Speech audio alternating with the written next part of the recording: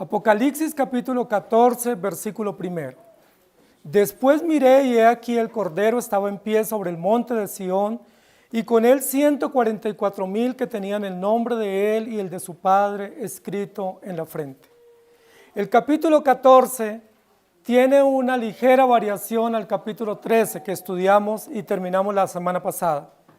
El capítulo 13 describe bestias enigmáticas, una serie de figuras y de imágenes catastróficas para la sociedad que revelan toda la tergiversación del plan de Dios a nivel civil, político, ideológico, militar y también religioso.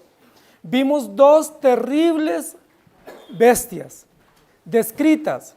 Esas terribles bestias suben de abajo o emergen de abajo y causan gran daño, mortandad, temor, marcan, esclavizan, traen cicatrices a la sociedad a través de leyes, de normas que están en contra de Dios, pervierten la moral, tergiversan el diseño de Dios y alteran todo lo que tiene que ver con Dios y con su voluntad revelada. Pero el capítulo 14 comienza con una descripción de éxito y de victoria. El apóstol Juan, en esta visión en Patmos, comienza diciendo: después miré, o luego miré, o inmediatamente miré, y he aquí el Cordero. Y a nosotros nos llama muchísimo la atención la introducción del capítulo 14, porque nos describe la victoria contundente del Cordero en toda la historia de la redención, rodeado por todos los santos de todos los tiempos, y nos describe una victoria. Es como un cuadro final, y en ese cuadro final, o en ese retrato final, o en esa toma final, están todos los salvos de todos los tiempos, pero lo más importante aquí no son los salvos de todos los tiempos, sino quién es el que ha vencido y quién es el que ha dado la victoria a estos santos de todos los tiempos. A diferencia del capítulo 13, que nos describe bestias enigmáticas, terroríficas, con una cantidad de símbolos que configuran todo su poder y su articulación y todo su alcance y su presunción, el capítulo número 14 describe una figura muy, pero muy sencilla, una figura, una criatura muy simple a la vista nuestra y a la vista de cualquiera. Es la figura de un cordero. No tiene múltiples cabezas, muchas diademas, no tiene múltiples cuernos como se describe las bestias, simplemente se describe la naturaleza de un inofensivo, noble y sencillo cordero en la escena, rodeado por miles y miles de santos y fieles que han guardado el testimonio por todos los tiempos. Después de esto miré, y he aquí el Cordero. Y el título de nuestra enseñanza hoy es: mire el Cordero. Cuando usted tiene la oportunidad de ver un cuadro final o una fotografía del triunfador o del equipo ganador o los vencedores, fácilmente nosotros nos distraemos con los detalles. Con mucha frecuencia, si nuestro equipo de fútbol es el ganador y tenemos la toma final de todo ese equipo, cada uno va a distraerse en detalles, ¿sí? Posiblemente de tal o cual jugador, o de la postura, o la sonrisa, o la actitud de cada uno de ellos. Pero pocos de nosotros iremos al centro del cuadro para ver cuál es la razón por la cual este equipo fue triunfador. Y lo más probable es que en el caso del fútbol, ellos fueron triunfadores no en razón de sus virtudes individuales o en razón de sus dotes personales, sino que fueron vencedores en razón de un director o de un técnico, que fue el que dirigió, el que organizó, el que estructuró, el que hizo toda la planificación, el que hizo todo el desarrollo técnico, logístico, para que ese equipo pudiera posar en ese cuadro triunfal de los vencedores. Pero como nosotros siempre nos vamos por los detalles, terminamos dándole honra y honor a quien no lo merece y quitándole el honor y el triunfo a quien le corresponde. En este caso, el capítulo 14, versículo 1, hace una descripción muy hermosa y es una partida, una puesta en escena inicial del capítulo para decirnos: había muchos vencedores, ¿sí? Habían 144,000 y tenían el nombre del Dios o de Jesucristo y del Padre escrito en su frente. Y con mucha frecuencia vamos a escuchar cantidad de personas intentando entender los detalles de estos 144,000, intentando entender qué significa el nombre de Cristo en sus frentes y el de su Padre también escrito en sus frentes, pero con mucha frecuencia vamos a darnos cuenta que no rendimos honor y el honor que corresponde al Cordero que está en este cuadro y en este cuadro triunfal. El texto dice, después miré y he aquí el Cordero que estaba en el centro. Segunda de Corintios capítulo 5 versículo 22 dice, al que no conoció pecado, por nosotros lo hizo pecado, para que nosotros fuésemos hechos justicia de Dios en él. Y luego en Hebreos 4:15 dice, porque no tenemos un sumo sacerdote que no pueda compadecerse de nuestras debilidades, sino uno que fue tentado en todo según nuestra semejanza, pero sin pecado. Si nosotros ponemos en perspectiva los cuadros del capítulo 13 y el capítulo 14, llama mucho más la atención el capítulo 13. Bestias, cuernos, cabezas, diademas, trono, poder, autoridad. El capítulo 14 comienza con una descripción supremamente sencilla, supremamente básica, sin muchos detalles, sin mucha elocuencia. Simplemente Juan dice, cuando tomé o hice otra toma en esta visión, miré y he aquí, vi al Cordero que estaba en pie sobre el monte Sión y con él una multitud definida de hombres y mujeres que tenían el nombre de Cristo y el de su Padre en su frente. Queridos hermanos, cuando nosotros vamos a estudiar el tema de la redención, con muchísima frecuencia nos perdemos en los detalles de los beneficiados o los beneficiarios y olvidamos que el centro de la redención no está en la iglesia, ni en los siervos, ni en los mártires, ni en los elegidos, sino que el centro y el propósito y la razón de ser de la redención está en el Redentor. Es decir, si no hay Redentor y si no hay un Cordero inmolado y si no hay un plan soberano y supremo y si no hay un ejecutor de ese plan, no hay redención y no hay esperanza. En muchas iglesias probablemente en esta mañana están rindiendo culto a los beneficios, a los detalles, a los beneficiados, a los momentos, a las épocas, pero dejan de ver el centro o el hilo conductor o la razón mayor central del plan de redención, que es Jesucristo, Cordero vencedor. Si ustedes pierden de vista, si ustedes se desenfocan en esa toma central, en ese lente para tomar la imagen final del cuadro de la victoria del Cordero, hemos perdido el propósito. Si en esa toma final o en ese cuadro nosotros enfocamos a los beneficiados, hombres y mujeres de todas las tribus, o a los que sufren, o a los mártires, o a los perseguidos, estamos haciendo una apología al dolor, al sufrimiento, a los que padecen por causa de la justicia, pero no en Jesucristo, que es el autor y consumador de la fe. Y por eso se configuran todos los pensamientos arminianos, pelagianos, porque hacen honor a los beneficiados o beneficiarios, pero no hacen honor a aquel que dio la vida para perdonar los pecados de su pueblo. Después miré, capítulo 7, y vi una gran multitud vestida de ropas blancas y con palmas en las manos. Pero Juan está haciendo otra toma, otro recuento de esta misma visión. Y nos está diciendo, después de esto miré, y he aquí. Y lo que él va a ver en esta toma no es una multitud de hombres y mujeres con evidencias de sufrimiento, de tortura, de martirio, sino he aquí el Cordero. Y nos vamos a concentrar en esta mañana en este entendimiento para que nosotros podamos comprender claramente que el cuadro de la victoria o el cuadro de los vencedores o la reunión o la toma de todos los santos no tiene sentido y no tiene propósito y significado sin el Cordero. He aquí el Cordero. ¿Por qué es tan importante el Cordero en esta toma? El cordero reviste una gran importancia en contraposición a las bestias, en contraposición a esa descripción tan poderosa, tan contundente de estos poderes bestiales que representan sistemas políticos, ideológicos y también sistemas religiosos perversos o blasfemos. En ese sentido, de estas dos figuras tan eminentes, tan grandiosas, tan rimbombantes, reviste mucha importancia ver al Cordero en este cuadro. Es otro cuadro, es otra imagen, es otra toma, y he aquí el Cordero. El texto no dice aquí que vio como un cordero, o que vio un cordero.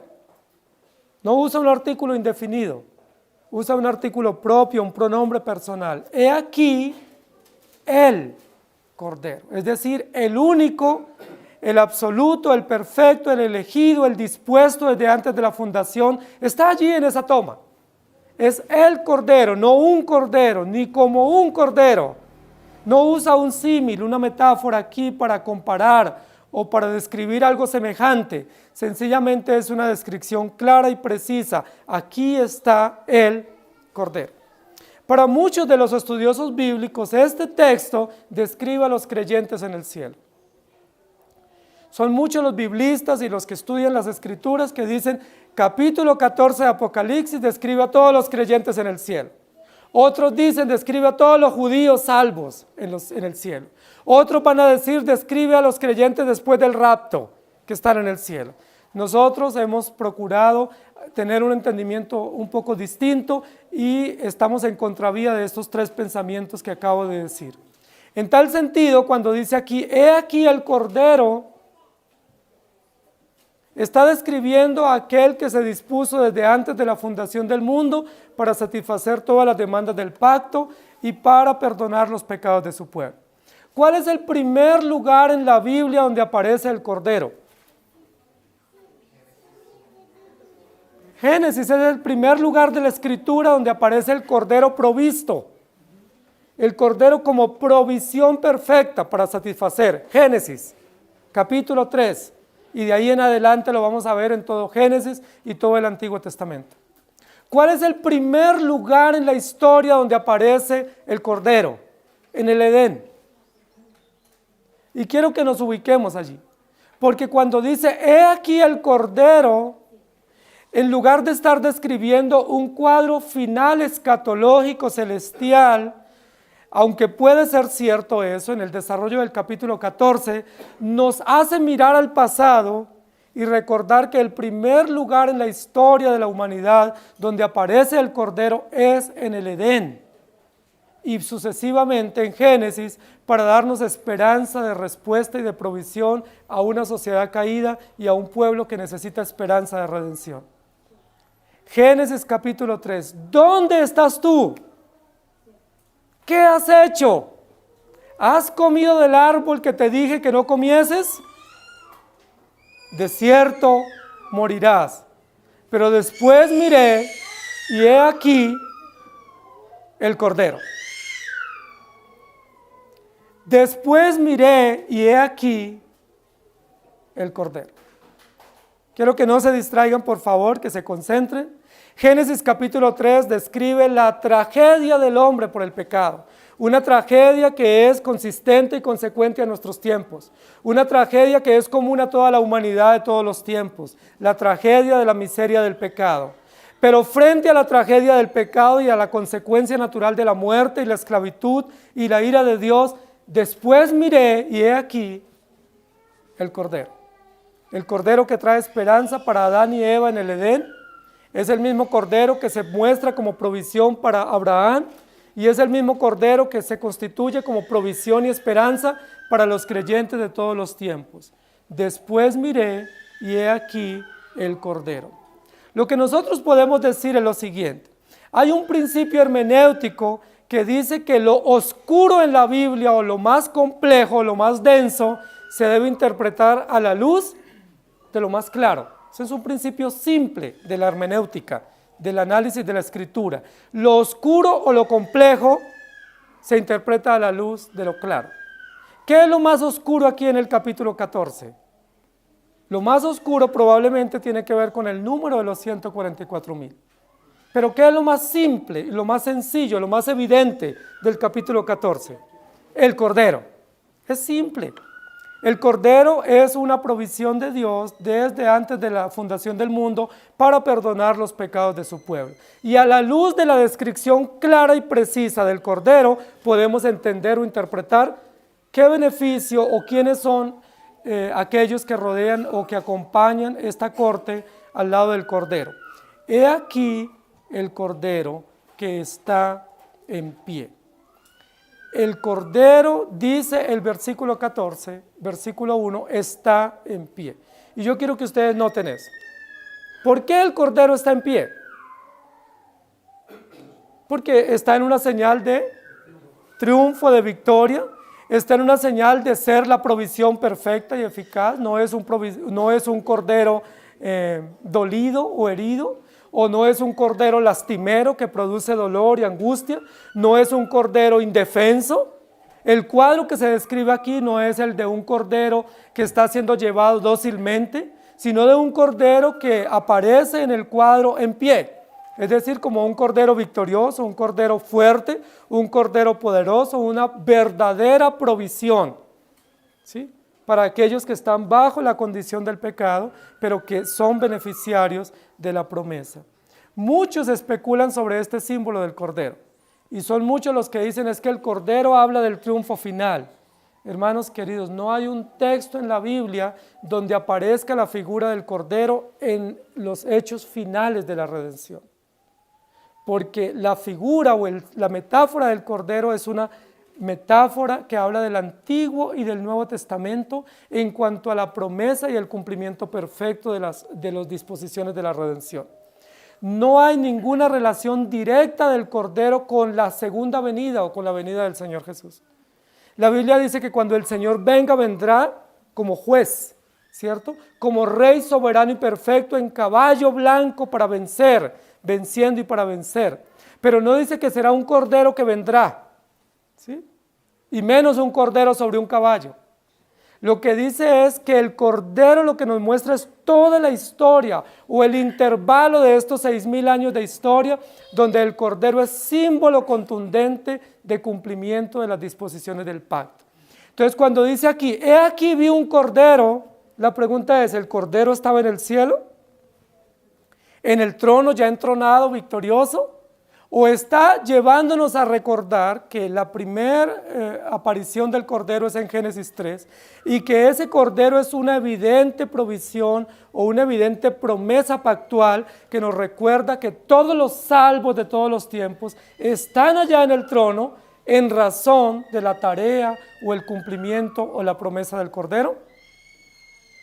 Yo preferiría pensar que cuando dice aquí, he aquí vi el Cordero, lo que nos está diciendo es la razón por la cual esta multitud está triunfante, es porque se hizo una promesa y se dio un cumplimiento de esa promesa, y a lo largo del tiempo de la historia de la redención, este Cordero ha sido constituido como la provisión perfecta para el perdón de los pecados de su pueblo, en tal sentido que la multitud está en el trono celebrando, pero no celebrando su propia victoria, sino celebrando la victoria del Cordero eterno que fue provisto y que fue entregado voluntariamente.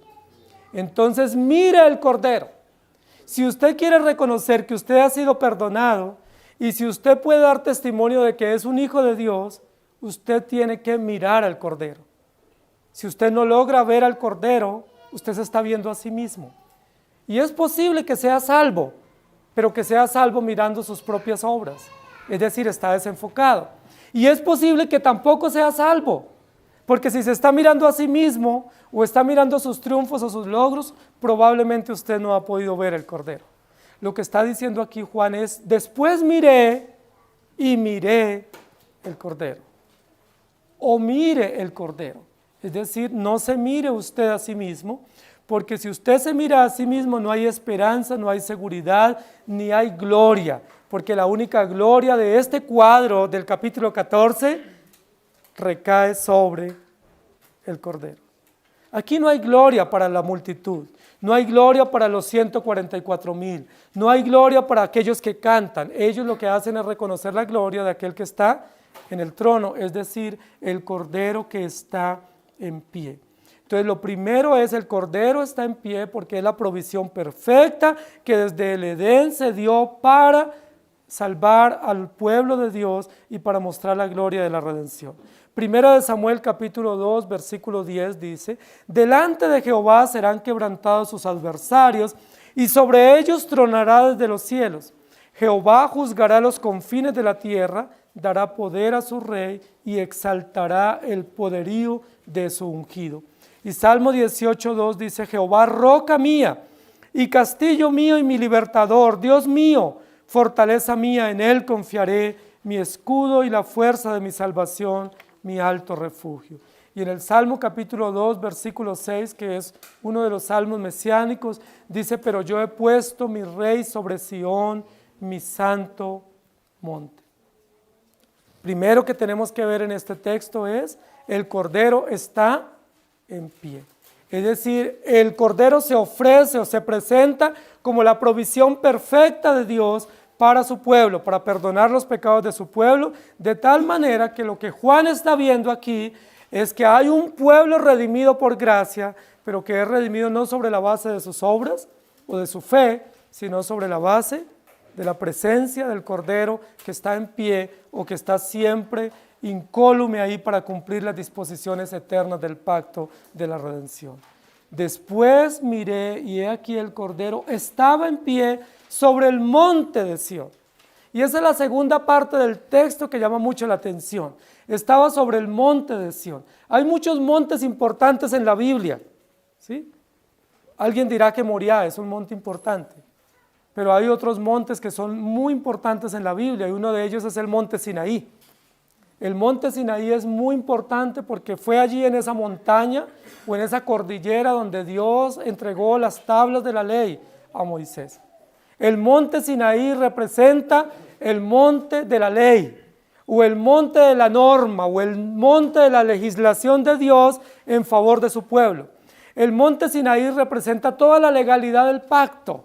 Dios establece un pacto con su pueblo dándoles una ley pública que ya había sido grabada en la conciencia, pero que ahora es puesta pública en unas tablas de piedra, no de mármol, sino de piedra, para que se cumplan fielmente y que representen toda la legalidad del pacto, o toda la voluntad de Dios, o todas las disposiciones pactuales donde se registra que Jesucristo es Cordero, y Cordero sustituto, Cordero provisor, Cordero que satisface todas las exigencias de Dios, de la ley, y beneficia a su pueblo elegido por gracia.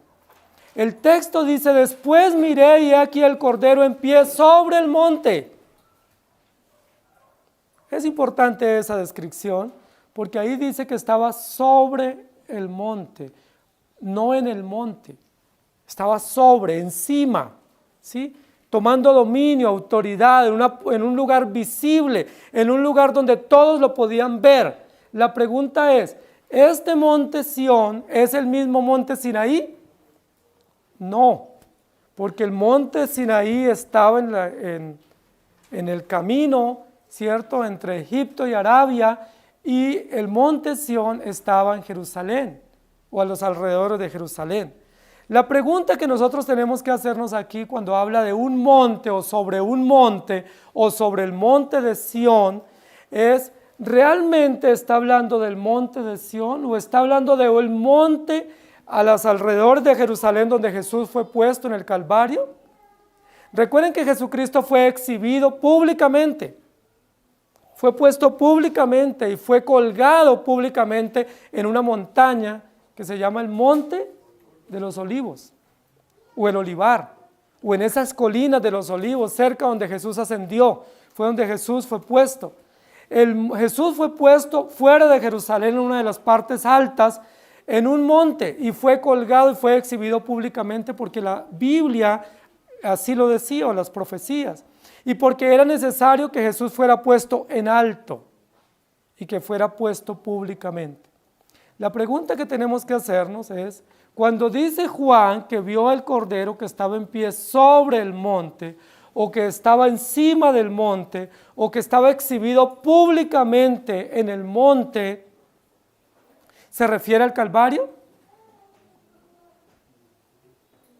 Porque el Cordero fue colgado cuando cumplió todas las disposiciones del pacto sobre la cruz y puesto en el monte o en la parte alta de la montaña. Y es importante que nosotros notemos eso, porque si decimos que Jesús está o el Cordero está en el monte Sión, estaríamos hablando de la gloria final o el cumplimiento final o la consumación final de la historia de la redención, pero estaríamos saltándonos un paso importante en la historia que tiene que ver con el cumplimiento. Isaías 53, versículo 3 dice, despreciado y desechado entre los hombres, varón de dolores, experimentado en quebranto, y como que escondimos de él el rostro, fue menospreciado y no lo estimamos. Y luego en Filipenses capítulo 2, versículos 5 al 11, dice, haya pues en vosotros este sentir que hubo también en Cristo Jesús, el cual siendo en forma de Dios no estimó el ser igual a Dios como cosa a que aferrarse, sino que se despojó a sí mismo tomando forma de siervo, hecho semejante a los hombres y estando en la condición de hombre, se humilló a sí mismo haciéndose obediente hasta la muerte y muerte de cruz. Por lo cual Dios también le exaltó hasta lo sumo y le dio un nombre que es sobre todo nombre, para que en el nombre de Jesús se doble toda rodilla de los que están en los cielos y en la tierra y debajo de la tierra, y toda lengua confiese que Jesucristo es el Señor, para gloria de Dios Padre.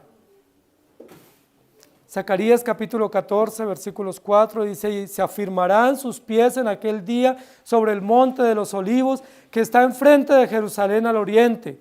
Y el monte de los olivos se partirá por en medio hacia el oriente y hacia el occidente, haciendo un valle muy grande, y la mitad del monte se apartará hacia el norte y la otra mitad hacia el sur. Y luego en Hechos capítulo 1, versículos 10 y 12 dice, estando ellos con los ojos puestos en el cielo, entre tanto que él se iba, he aquí se pusieron junto a ellos dos varones con vestiduras blancas, los cuales también le dijeron, varones galileos, ¿por qué estáis mirando al cielo? Este mismo Jesús que ha sido tomado de vosotros al cielo, así vendrá como le habéis visto ir al cielo. Entonces volvieron a Jerusalén desde el monte que se llama del Olivar, el cual está cerca de Jerusalén, camino de un día de reposo. Hermanos queridos, hay un texto en el Evangelio que dice, he aquí el Cordero de Dios que quita el pecado del mundo. Juan Bautista, cuando Jesús se aproximó para ser bautizado, dijo esto o expresó esto, que tiene mucha concordancia con lo que Juan posteriormente en la visión va a decir. He aquí el Cordero.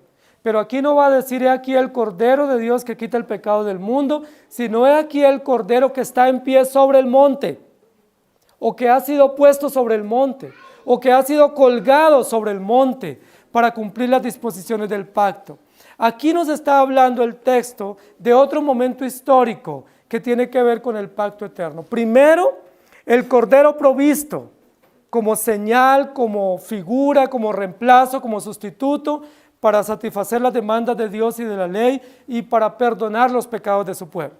Y en segundo lugar, el Cordero que fue colgado o que fue exhibido o que fue puesto sobre el monte en la cruz, y que fue pública su crucifixión y su exposición para satisfacer las demandas. En este sentido, en este lugar donde el Cordero es puesto sobre el monte o en el Calvario, dice la Biblia, él enmudeció y no abrió su boca, como Cordero fue llevado al matadero y delante de sus trasquiladores. Lo que queremos decir es lo siguiente, para que esta multitud del cuadro del capítulo 14, versículo 1 y siguientes versículos pueda estar en pie, celebrando, ovacionando su victoria, primero tuvo que haber una promesa de redención. Primero tuvo que haber un Cordero provisto en el comienzo de la historia de la humanidad, Génesis capítulo 3 y todos los textos sucesivos de Génesis y de las promesas pactuales. Para que esta multitud pueda celebrar y pueda participar de esta toma tan extraordinaria y tan gloriosa alrededor del Cordero, tuvo que haber un cumplimiento histórico de estas promesas pactuales. Y ese cumplimiento histórico fue en el Calvario. Fue el lugar donde Jesucristo fue puesto, fue en la montaña, fue en el monte. Y ese monte guarda relación directa con el monte Sinaí. Y guarda relación directa con el monte de la Ascensión. Y guarda relación directa con el monte del Edén. Es decir, los lugares donde Dios dio la promesa del pacto, la ley, luego la crucifixión y la ascensión. Gran parte de los eventos de la redención tienen que ver con montañas en la historia de Israel, con lugares altos donde muestra la supremacía de Dios y la supremacía de su gloria y la supremacía de su ley, pero también la supremacía del cumplimiento y lo visible del cumplimiento. A diferencia de las bestias, ¿recuerdan de dónde vienen las bestias? De abajo, de la llanura, del abismo, de lo más bajo vienen las bestias. ¿De dónde viene el Redentor y la provisión? De lo más alto, de lo más sublime. ¿Dónde aparece la promesa? En lo alto. ¿Dónde se muestra históricamente o topográficamente la promesa? En la montaña, en lo más alto donde todos puedan ver. Y eso nos muestra un contraste, una distinción, una diferencia. Mientras las bestias vienen de abajo y son rastreras, son reptiles, son dragones, el Cordero de Dios provisto se presenta en una montaña alta, sin temor a ser exhibido, sin temor a ser visto, sin temor a ser expuesto, porque mientras los soldados romanos y los religiosos judíos lo exponen para humillación y para vergüenza, estaba dispuesto que él fuera exhibido públicamente, para que no quedara duda que él es el Redentor público, entregado fielmente para satisfacer las demandas de su pueblo. Juan capítulo 1, versículo 29. El siguiente día vio Juan a Jesús que venía a él y dijo: he aquí el Cordero de Dios que quita el pecado del mundo. Esta es una descripción muy usual en Juan, porque lo va a decir aquí, luego lo dice en capítulo 7 de Apocalipsis y ahora lo va a mencionar en capítulo 14 de Apocalipsis. He aquí el Cordero, o mire el Cordero, ahí está, no lo pierda de vista, no se desenfoque, no se distraiga. He aquí el Cordero, es el punto de vista. He aquí el Cordero de Dios. Y en 1 de Pedro 1:19, sino con la sangre preciosa de Cristo, como de un cordero sin mancha y sin contaminación. Cuando el texto dice, he aquí el Cordero, no se refiere al triunfo final o al juicio final, porque no aparece el Cordero en el juicio final. El juicio final aparece Dios en su plena gloria, en su pleno poder y autoridad como juez único y soberano, dictando sentencias sobre todos. Pero cuando dice, he aquí el Cordero, nos muestra la historia de la redención, nos muestra el pacto descrito. En primer lugar, la promesa de la redención en el Edén. En segundo lugar, el cumplimiento de la promesa de la redención en el Calvario. Y luego, en tercer lugar, la consumación con todo su pueblo. He aquí el Cordero que estaba en pie sobre el monte de Sión. Y llama mucho la atención porque la descripción en la Biblia para Sión no es tanto relacionada con un monte, sino con Jerusalén. La Biblia habla de Sión asociándolo a un pueblo o a una ciudad, no a una montaña. El primer lugar en el cual se asocia a una montaña es cuando David y sus soldados logran derrotar a los enemigos en una fortaleza y entonces le dan el nombre a la ciudad como Jerusalén o ciudad de Sión. Pero en términos redentivos, mencionar o usar el nombre Sión no se relaciona a un monte, como parte de la topografía de Israel o de Palestina, sino lo relaciona con un pueblo. Sión es igual a pueblo o a ciudad, es decir, a Jerusalén. Sión es igual a Jerusalén, que es la ciudad de paz, o el pueblo de la promesa, o la ciudad redimida, o todos los santos. Decir que en este contexto está hablando de Sión como montaña sería equivocado porque está haciendo una descripción del Cordero reunido con todos los salvos. Es decir, Sión equivale aquí a santos o a salvos o a redimidos o al pueblo elegido que celebra la victoria. Es como la nueva Jerusalén, es como un anticipo de la nueva ciudad que va a ser descrita más adelante en Apocalipsis. Aquí se describe a través de una mención que era conocida para los hebreos y es el monte Sión. ¿Por qué el monte Sión? Porque el primer lugar donde aparece esa mención es en 2 de Samuel, capítulo 5, versículos 6 y 7.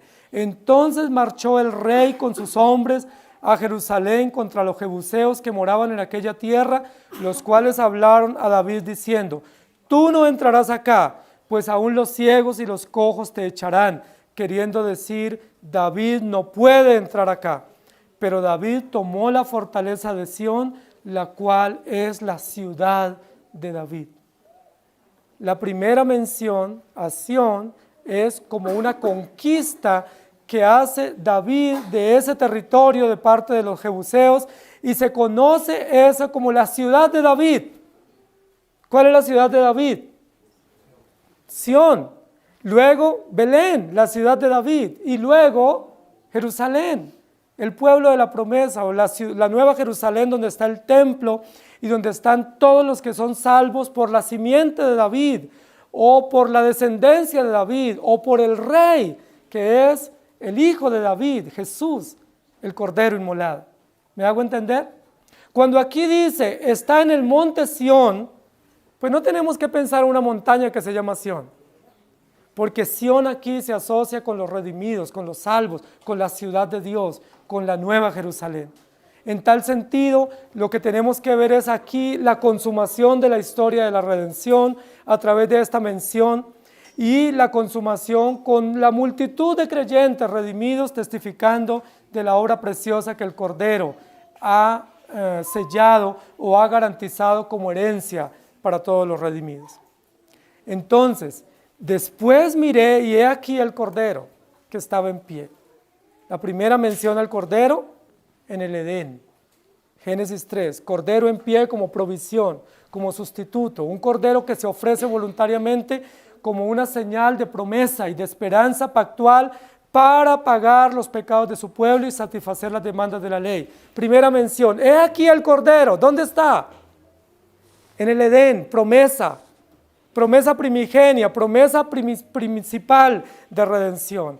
Ante la tragedia del pecado, una promesa pactual, una esperanza de redención. Ahí está el Cordero, ahí está la provisión. Enfoque el Cordero, porque es la esperanza para sus pecados. Enfoque, tómelo ahí en primer plano, porque la única esperanza para usted y para mí en medio de la tragedia del pecado es el Cordero provisto como señal pactual y como promesa de redención.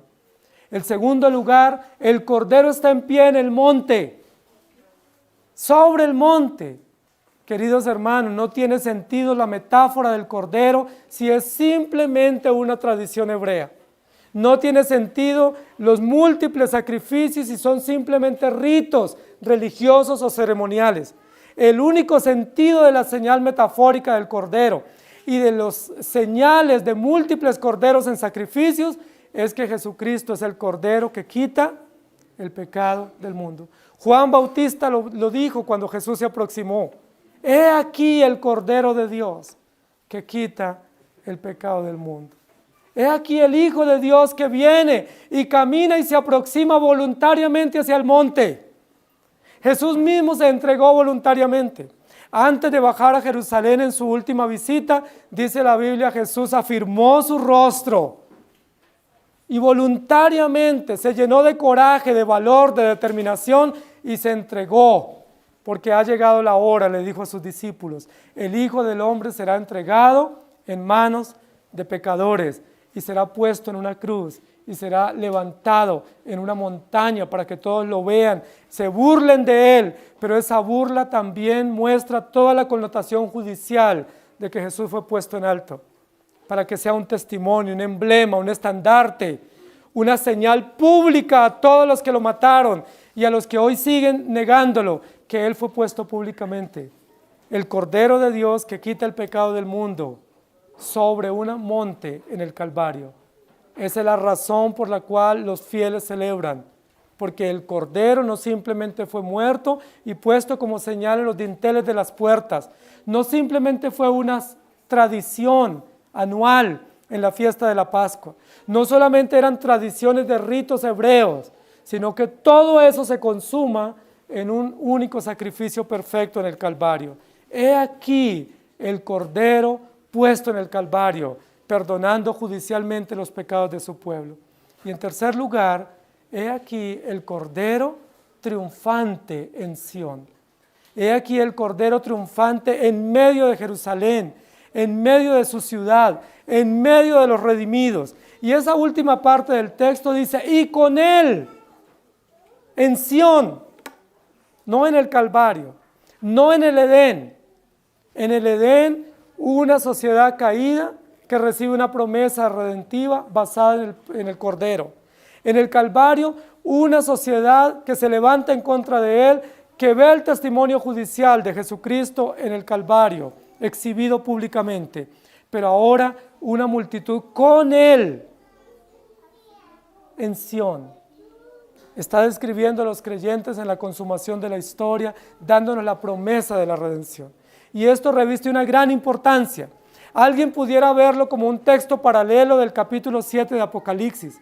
Pero recuerden que nosotros dijimos que la primera serie de Apocalipsis, que son los 7 sellos, donde está el capítulo 7 de los 144,000, describe todas las disposiciones legales del pacto eterno de redención. Es decir, los 7 sellos y los 144,000 nombrados de las 12 tribus, describe todo el plan eterno o el decreto eterno de la salvación, puesta bajo efectos legales o jurídicos o normativos que nos anticipa el desarrollo histórico. Es decir, primero se expone la ley, primero se da a conocer toda la base legal y normativa y luego comienza a rodar la historia. Comienza el rodaje de la historia. Se abre el telón y el telón se abre con Génesis capítulo 1. Que ruede la historia, porque ya la norma está, ya el decreto está, ya está sellado y se tiene que cumplir fielmente sobre la base jurídica del sellador o el testador o el sustituto que es Cristo el Cordero. Y en ese desarrollo histórico del pacto de redención está el capítulo 14 de Apocalipsis. Para muchos, una escena celestial. Todos los creyentes ya en el cielo, después de la gran tribulación, o después del milenio, o el transmilenio, o el amilenio. Para otros, después del rapto, pero ninguna de las anteriores. Esto describe el desarrollo histórico de la redención y la victoria de todos los creyentes. Capítulo 7 de Apocalipsis, toda la parte normativa, predictiva, anticipada a la historia, que nos muestra la legalidad del pacto y la seguridad del desarrollo. Este capítulo 14, toda la historia de cómo se configuró ese pueblo, cómo se formó ese pueblo a lo largo de la historia. ¿Por qué tuvo que pasar ese pueblo para que esté triunfante cantando y celebrando las victorias de la redención? ¿Por qué tuvo que pasar primero? Por una promesa histórica, Génesis capítulo 3. Luego por un hecho inconfundible que no se puede desconocer, que es Jesucristo colgado en el Calvario, cumpliendo las disposiciones del pacto, y luego una promesa segura de victoria final, al lado del Cordero, celebrando en Sión, en la ciudad de Dios, con 144,000 que tienen el testimonio de Cristo y del Padre, han sido adoptados y redimidos por Cristo y por lo tanto celebran y acompañan el Cordero. Este cuadro es un cuadro extremadamente hermoso. Usted puede imaginarse o vislumbrar lo que describe aquí el texto. El Cordero está en pie y con él una multitud innumerable. ¿Saben quién es esa multitud? No son ángeles, no son arcángeles, no son querubines, no son privilegiados, no son una clase de élite, no son unos iniciados o iluminados. No, son redimidos de todos los tiempos. De todas las tribus, pueblos, lenguas y naciones, de todos los colores, de todas las condiciones, de todos los pecados habidos y por haber, perdonados por gracia, alcanzados por Cristo, el Cordero vencedor, y ellos con Él. Esa preposición es muy importante, están con Él, como estuvieron todo el tiempo con Él. Jesús dijo, no los dejaré huérfanos, estaré con vosotros todos los días hasta el fin del mundo. No tenemos que esperar ese cuadro final escatológico para estar con Él. Ya Él está con nosotros. Y como Él está con nosotros, usted y yo estamos con Él. Somos su porción, dice la Biblia. Él es nuestra herencia. Él es el Cordero sustituto desde el Edén, provisto y que ha sido históricamente cumplido a favor de su pueblo. Con Él 144,000. ¿Qué número más extraordinario? Tan preciso, tan exacto, tan lógico. No es un número decimal, no es un número aproximado, es un número exacto. Es un número preciso, 144,000. Capítulo 7 de Apocalipsis dice de las 12 tribus. Y ahí se configura ese número, 12,000 de cada tribu, 12 por 12 por 1,000, 144,000. Un número exacto. El número exacto de los redimidos estará con el Cordero. ¿Qué es lo que nos dice ese texto? Que ninguno se va a perder. Pudiera decir en el capítulo 7, 144,000 y aquí decir que faltó un número para eso. O que se perdieron algunos, que eran casi como 144,000. Ahí dice, no, todos los que estaban sellados y dispuestos legalmente por el decreto, históricamente están presentes. Todos fueron alcanzados, todos con el nombre de Cristo y el nombre del Padre en su frente. Es decir, marcados con la sangre de la redención y del Redentor y con el sello de garantía de hijos adoptados por el Padre. Queridos hermanos, ustedes y yo tenemos esperanza en Cristo Jesús. Ustedes y yo no tenemos esperanza en nuestras obras, por buenas que parezcan. Ustedes y yo no tenemos esperanza en nuestras acciones o nuestros méritos. No hay nada para que fundamentemos nuestra esperanza, únicamente el Cordero. Miré al Cordero, está en pie, está sobre el monte, está en Sión, y con Él, y junto a Él, y alrededor de Él, como beneficiados del pacto, una multitud que solo Él puede contar y describir, configurada por los creyentes de todos los tiempos. Lo que nosotros podemos decir es, si podemos mirar al Cordero, hay esperanza para nosotros. Si usted no puede ver al Cordero, no hay esperanza para usted. Hay muchos creyentes que solo ven bestias en Apocalipsis, y ven dragones, y ven escorpiones y reptiles, pero no logran ver al Cordero. Nosotros, por la gracia de Dios, estamos viendo el Cordero, y sabemos que no importa si hay más bestias, o hay muchas bestias o dragones, lo que importa es que hay un Cordero, y que ese Cordero es vencedor, y que junto a Él, o con Él, están los creyentes. Con mucha frecuencia, nosotros los creyentes nos sentimos solos. Y esa es una condición pecaminosa que tenemos. Es tal nuestra condición pecaminosa que nos sentimos solos, abandonados, que no tenemos a nadie y que estamos como a la deriva y casi como que no vale la pena. Jeremías lo dijo, lo dejó por escrito, no vale la pena esto. En el Salmo 73 también, no vale la pena. ¿A quién tengo yo? A nadie. Pero el texto de Apocalipsis capítulo 14, versículo 1 nos abre un panorama de esperanza, un cuadro victorioso, un cuadro judicial, un cuadro vicario que representa esperanza para los creyentes. No estamos solos. Nunca hemos estado solos. Nunca lo estaremos. No por nosotros, sino porque el Cordero es la esperanza segura de compañía, de provisión y de esperanza, no solamente temporal, sino eterna para los creyentes. Y con Él, no nosotros con Él con nosotros, siempre a favor de su pueblo. ¿Dónde estás tú? Es la pregunta existencial en Génesis 3. ¿Dónde te has metido? ¿Qué hiciste? Pero no contaba a Adán y Eva que ahí estaba el Cordero en pie, hablando con ellos. Que el mismo Cordero era el que estaba hablando con ellos, diciéndole, ¿dónde estás? ¿Qué hiciste? No están solos, hay una provisión, y esa provisión es el Cordero, y toda la multitud de testigos dan testimonio que el Cordero está en pie, victorioso. Nunca el cordero ha sido un cordero lastimero, o humillante, o vergonzante. El cordero siempre ha sido victorioso.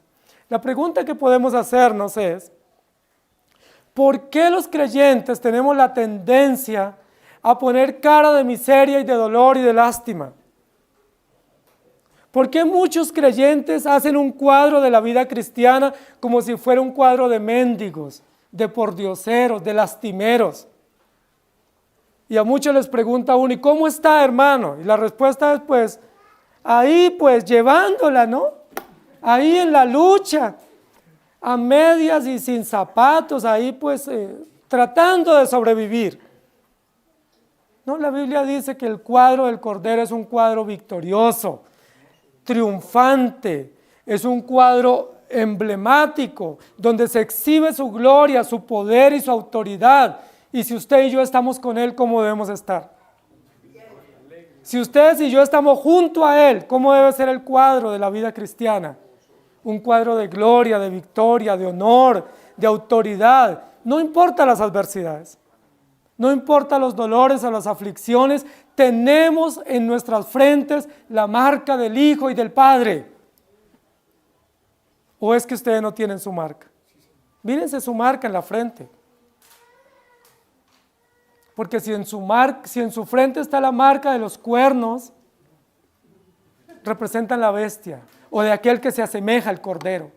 Pero el texto dice en la frente de los hijos o en la frente de los redimidos solo puede haber el nombre del Hijo y es el nombre de los redimidos. Y el nombre del Padre es adoptados, hijos de Dios, salvos por gracia, victoriosos por la obra perfecta de Jesucristo. ¿Miseria? ¿Cuál miseria? ¿Tragedia? ¿Cuál tragedia o lástima?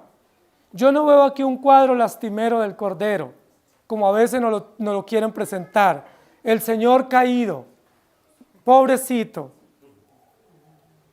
El Señor de los dolores, el doloroso. No, ningún doloroso ni ningún caído. Es el Cordero puesto en pie. Triunfante, siempre ha estado triunfante, aún en el Calvario, derramando su sangre, es el gran triunfador, el gran glorioso Redentor provisto, y con Él, y junto a Él, y alrededor de Él, ustedes y yo. Ese cuadro tan glorioso. Pero tenemos que mirar al Cordero. Si usted se mira a sí mismo, miseria, dolor, frustración y lástima. Si usted mira a otros, apague y vámonos. Pero si usted mira al Cordero, esperanza, gloria, poder y autoridad. Y es lo que dice Juan. Y hasta aquí no hemos visto la primer queja de Juan. Y Juan estaba en unas condiciones paupérrimas en Patmos. Abandonado, envejecido, perseguido, botado, dejado a la deriva en una isla inhóspita. Pero hasta aquí no hay una queja. ¿Sabe qué dice? Vi dos bestias enormes, terribles, pero enfoqué en otra dirección y he aquí el Cordero sobre el monte victorioso y glorioso, y con él todos nosotros, en ese cuadro hermoso para enmarcar de la gloria de Cristo y los creyentes disfrutando de su gloria perfecta con su nombre escrito en las frentes. Hermanos queridos, ustedes y yo tenemos que mirar al Cordero. No mire nadie más, no se distraiga. No mire para ningún otro lado, no mire para atrás ni para el lado, ni para abajo, mire para arriba. Porque ahí en el monte, en la gloria de Dios, está el Cordero triunfante y con él todos los creyentes. Amén. Señor, gracias por tu palabra, por recordarnos que aunque somos pecadores, tú perdonaste los pecados de tu pueblo, que aunque seguimos luchando con una condición caída y hay tantas circunstancias adversas temporales, son leves tribulaciones momentáneas que no tienen comparación con la gloria venidera. Ayúdanos a recordar que el Cordero siempre ha estado en pie, en posición de victoria y de firmeza y de gloria, en posición combativa en defensa de su pueblo, y que como Él reina, nosotros también reinamos con Él. que nosotros los creyentes, no importa las adversidades, estamos en victoria porque tú estás con nosotros, porque tú nos perdonaste y nos redimiste, que nosotros vivimos en la gloria del unigénito Hijo de Dios y disfrutamos las bondades de la redención, que fuimos sellados y marcados desde antes de la fundación del mundo, y nos pusiste dos nombres que ostentamos en nuestras frentes, en nuestras conciencias y en nuestras acciones, que son el nombre de redimidos por la sangre de tu Hijo amado y el nombre de adoptados como hijos por el Padre. Gracias te damos. Perdónanos porque muchas veces nos quedamos en el remolino de nuestros pecados. Perdónanos porque muchas veces nos revolcamos en el lodo cenagoso de la miseria y no vemos tu gloria. Y nos autocompadecemos. Y a veces te vemos a ti como miserable y pordiosero y mendigo y como un cordero lastimero. Pobrecito de ti y pobrecito de nosotros, cuando tenemos que verte como lo ve Juan el apóstol en ese cuadro glorioso, en lo alto, en la montaña del Calvario, triunfante, así como te presentaste en la montaña del Edén triunfante, como provisión perfecta, y así como te presentaste en el monte Sinaí, triunfante, con truenos y relámpagos y un gran estruendo, y así como descenderás en la montaña de Jerusalén, como dice la Biblia, para mostrar tu gloria y sellar esta historia redentiva que en ningún momento del desarrollo ha sido perdida o ha sido vencida, sino que siempre ha sido una victoria segura, con cada capítulo y cada episodio añadiendo y engrandeciendo el gran cuadro final de la victoria.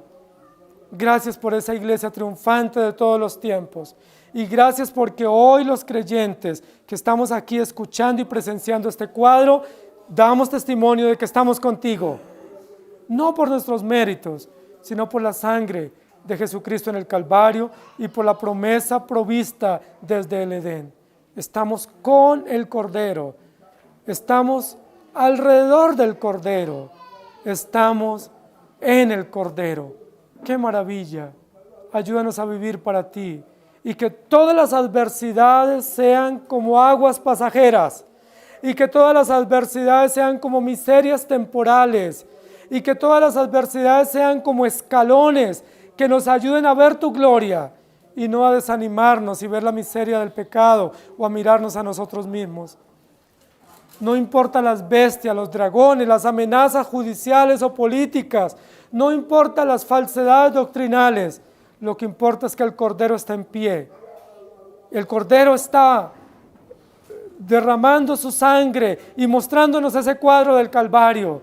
Y el Cordero está aguardando el triunfo final o el momento final de la consumación de la historia. Y con él toda la multitud de creyentes, incluidos nosotros. Gracias te damos en Cristo Jesús. Amén. Señor les bendiga, iglesia.